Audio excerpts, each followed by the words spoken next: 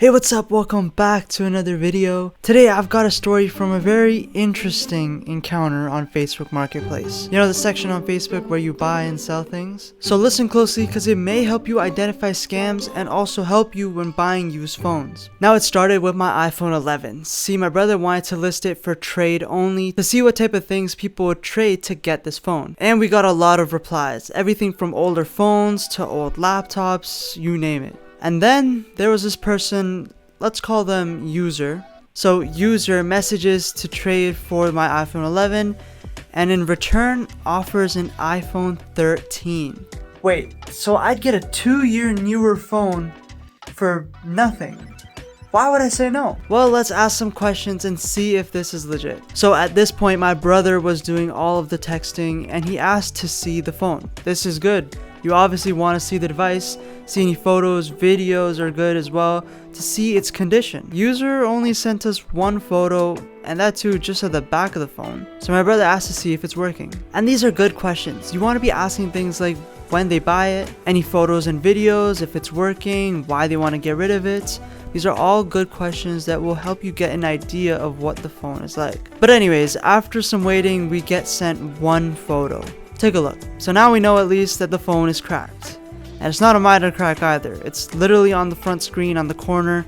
Maybe if it was on the back side we can ignore it, but it's right there. And at this point we know that something's up. The phone is damaged. They're sending like half pictures of the front, not even the whole thing. There's no videos either to see if it's working properly. We don't know. But let's proceed with caution anyways, just maybe because they might be bad at communicating. So then my brother asks to see the serial number. Now this is a good idea because of two things. Number one, if it's an iPhone, you can check on Apple's website to see when it was purchased and if it matches what the seller is telling you. Obviously provided though that they were the original buyer of the phone. And number two, you can match the serial number with what's on the box or the receipt just to see if everything lines up. But what's more useful and what I would ask for as well is the IMEI. That will help you check with online tools or with an actual service provider to see if the phone is blacklisted or even fake. If they're not willing to provide either of these, then this is a big red flag and you should probably avoid it. But let's see what they texted us in this case. The serial number is the IMEI. Okay, look.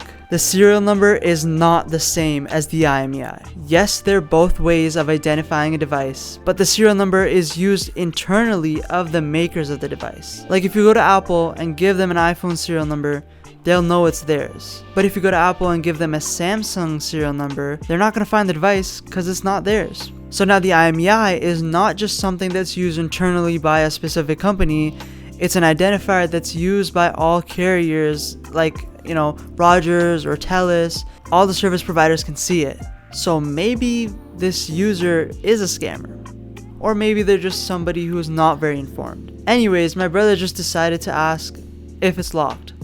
And the person said yes. Wow, so not a scammer, right? They literally just told us. But then they told us they bought it online and that the seller they got it from already scammed them as it was an iPhone that was activation locked. Right, so I don't know how true that story is, but listen up. A lot of people don't know what an activation lock is. And when they go to buy a new phone, they see it's all good, but when you actually go and set it up, that's where the problem comes. It's basically an iPhone that was set up initially with Find My iPhone. Now when the phone is reset and somebody's trying to actually, sell it, that Find My setting is still on unless you turn it off before. So when the buyer goes to set up their new iPhone, it'll ask for the original Apple ID of the person who actually reset it. Now this is done so that if a phone is stolen or something, they can't just easily resell it, at least to people who know what it is. But how do you bypass it?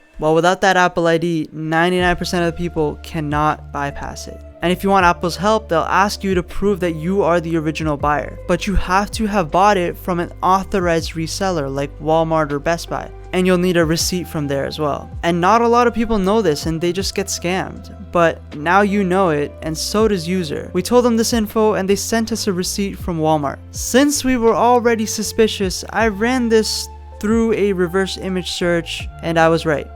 It's just a random receipt from Google. Oh, and by the way, there wasn't even an iPhone on that receipt. Like, if you're gonna send a fake receipt, might as well actually be for what we need it for.